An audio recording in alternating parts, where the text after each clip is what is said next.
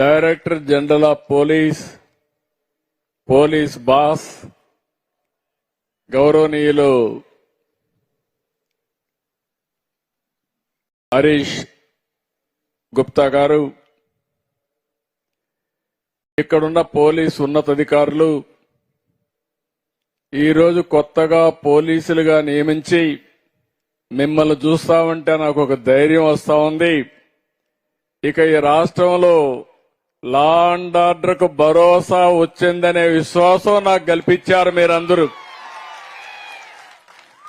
అలాంటి నూతనమైన పోలీసులందరికీ, నియామకమైన పోలీసులకి వాళ్ళ తల్లిదండ్రులు చూస్తున్నా ఎంత ఆనందంగా ఉన్నారంటే, మీ ముఖంలో ఆనందం చూడడానికి నేను గాని, పవన్ కళ్యాణ్ గారు గాని, బీజేపీ ముగ్గురం కలిసి కూటమిగా ఏర్పడ్డాం.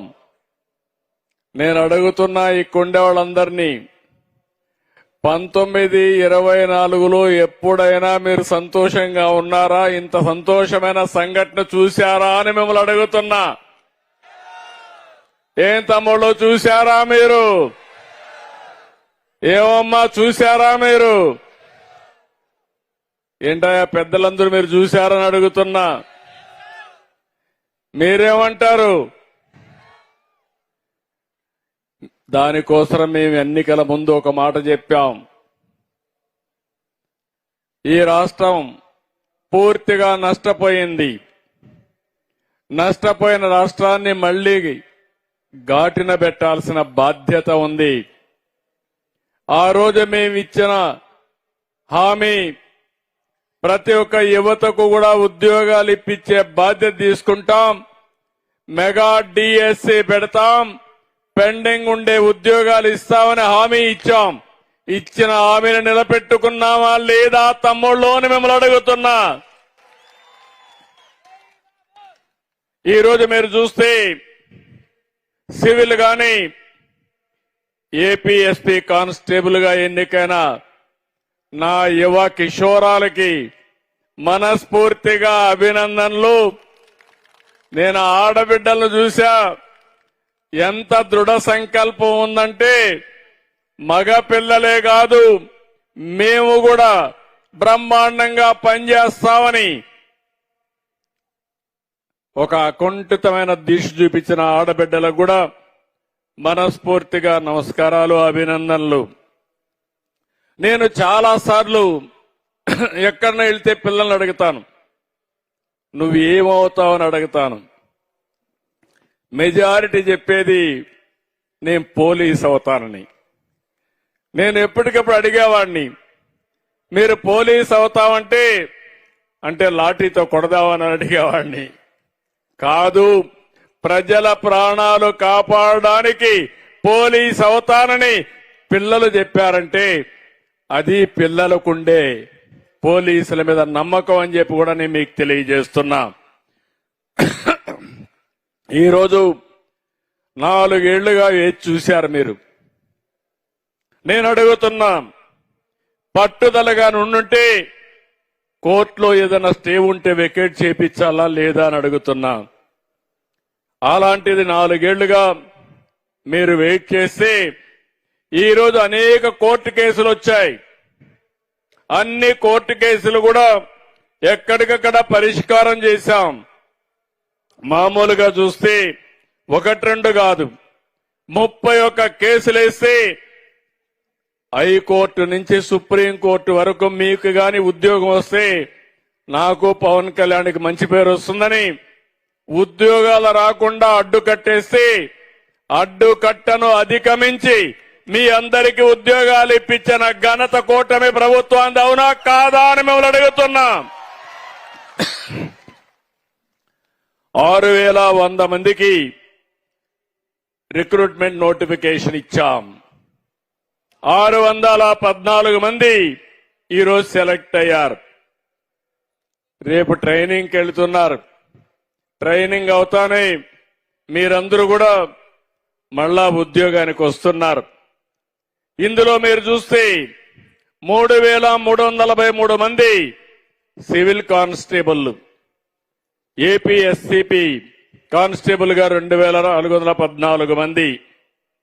ఇంకో పక్క మహిళలు 993 మంది, 1000 మంది దగ్గర మహిళలే ఉన్నారు. ఆ ఆడబిడ్డలు చూస్తే నాకు ముచ్చటేస్తుంది.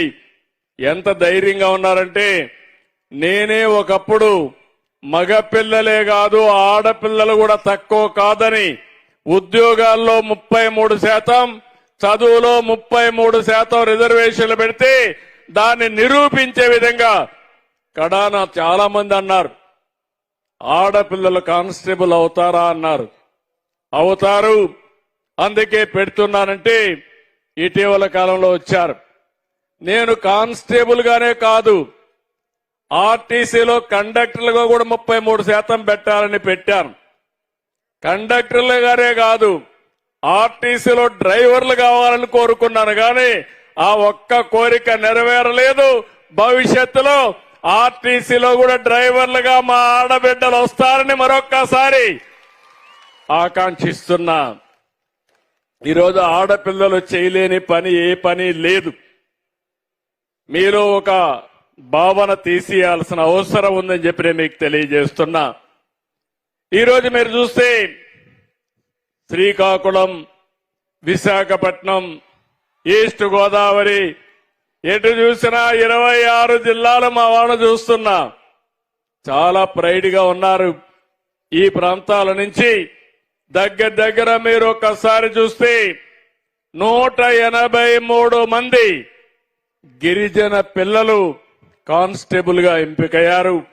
వాళ్లకు ప్రత్యేకంగా అభినందనలు తెలియజేస్తున్నానని చెప్పి కూడా నేను మీకు తెలియజేస్తున్నా. తమిళ ఉద్యోగాలు రావాలంటే ఎన్డీఏ కూటమి రావాలని మీరందరూ ఆకాంక్షించారు. నేను కూడా క్యాంపెయిన్ చేశాను. జాబ్ రావాలంటే నేను పవన్ కళ్యాణ్ గారు వస్తేనే మీకు ఉద్యోగాలని చెప్పావా లేదా అని అడుగుతున్నా. ఒకసారి చరిత్ర కూడా మీరు నెమరేసుకోవాల్సిన అవసరం ఉంది.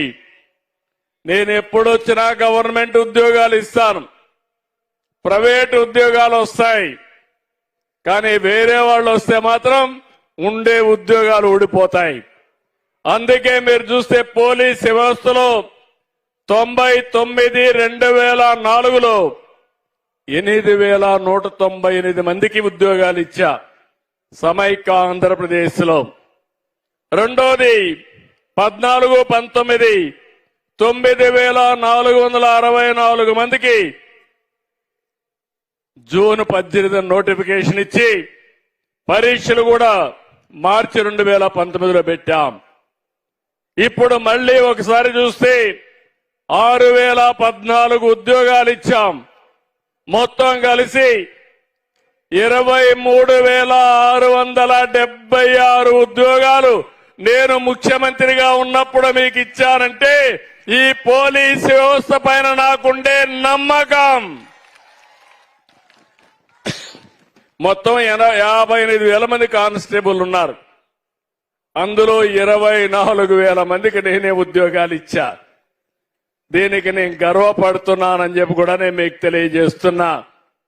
ఇంకో పక్క నేను ఇక్కడుండే తల్లిదండ్రులకి, రాష్ట్రంలో ఉండే తల్లిదండ్రులందరికీ హామీ ఇస్తున్నా.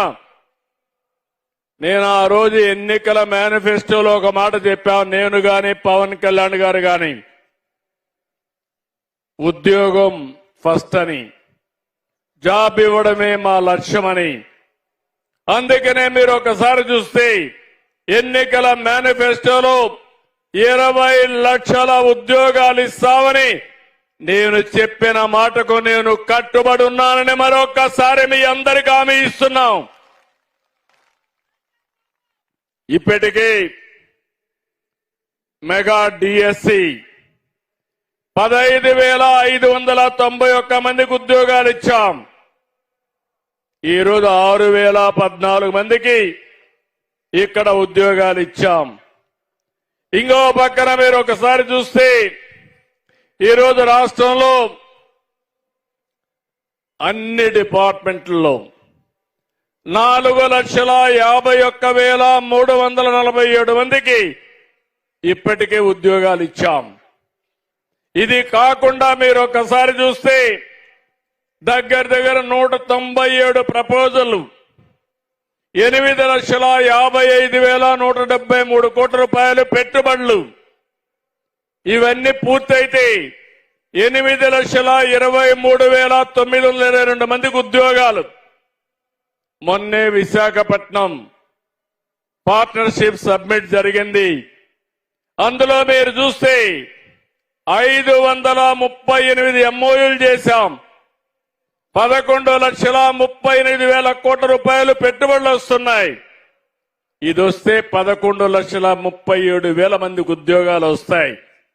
రెండు కలిపితే 735 పరిశ్రమలు